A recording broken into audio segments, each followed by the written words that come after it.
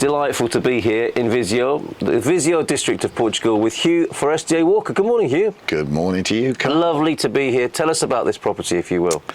Well, this is an old stone quinta that was built in 1865 by an English guy who came over from northern Britain and set up a little business creating felt and cotton and wool products here, and he built this house.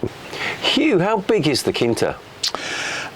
It's just on 14 acres, about just under 6 hectares, of which the vines are 1.4, and then we've got the olive groves, and then we've got the river land right along the length of the river, which is about 800 metres of river frontage. Wow. So it's a lovely land, but very easily managed.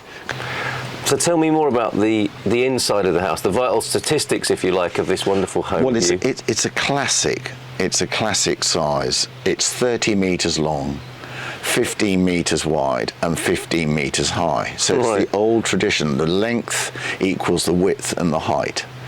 And inside we've got 10 suites modelled from a bit of an English styling.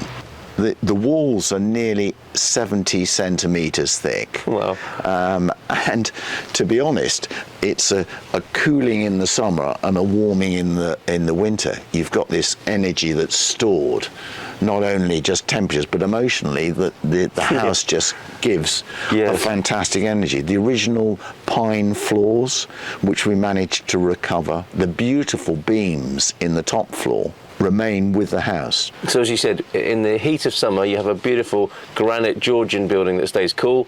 And you can run down to the river and have a dip. You have your own private river beach? Yeah, we have a river beach. Yeah. Amazing. Yeah. Well, tell us about the grounds then that we see here. I'm looking over soft fruit and herbs. This is presumably the kitchen garden. Well, we keep all our asparagus, our raspberries, our fruit trees at this end, and then we've got a huge veg garden, which is great, with all our beans, our onions, our sweet potato, and that's down by the river, and it has its own water supply, a fantastic well, which we can take water from 365. It doesn't matter. It's interconnected to the river, so we can irrigate things, which is so important in Portugal, where it's quite dry. I mean, we've had 4 months without any rain, but everything's green. So as it stands, it's made for entertaining, but it could be used in a number of ways. Yes, I mean, as a multi-generational. So if you've got great-grandparents who want to come and be, but have enough space with their children or great-grandchildren, it's a fantastic opportunity. Rather than sticking them in some old people's home, they come and enjoy the family here. There's so much space. Right. Hugh, we had the most fabulous evening here last night. Loads of people around the dining table. Yeah. You know how to entertain here. And this house is built for entertaining, is it not? I think we were 16 last night. Around the table? Yeah, we had our big sitting room, which we do as an extra dining area. Big open fire in the winter. Oh! And it's 10 metres by 10 metres. And a completely open space, which has got all the beautiful windows looking to the rising sun. Well, I saw that this morning. So I hear you've got a few vines here yourself as well, and you make a bit of wine. We have 4. These are the Portuguese classic Dow wines. Oh, yes, okay. Touriga Nacional. Yes. And it's NAC, because a lot of people say NAT, but it's a Nacional. Yes. And then Tinto Oriz, Alfrochero Preto, which only comes from the Viseu region, and a very sweet grape called Jayan.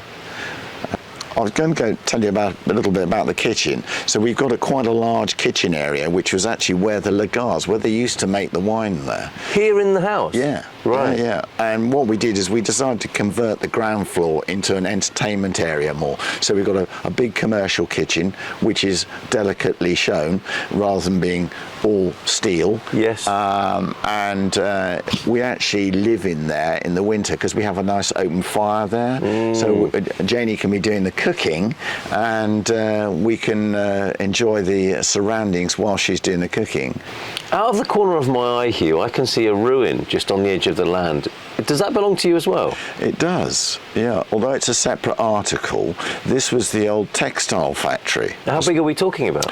Well, a 5,000 square metre the building is. But if somebody wants to take on this gorgeous property and not have a neighbour, don't worry. The stone is so valuable, it could be taken down and just leave the hydro system, because there's an old turbine which in the wintertime generates about 50 kilowatts of energy. Which was the original power for the mill? Absolutely, and ran all the spinning jenny. So it's a fantastic potential for somebody, which is locally approved by the local council. They'd love to have that developed into a secure accommodation.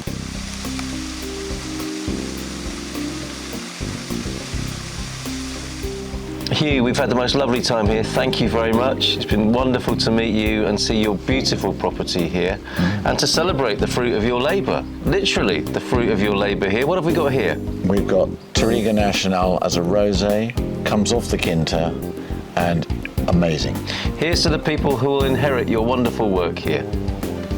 Chin chin. Cheers.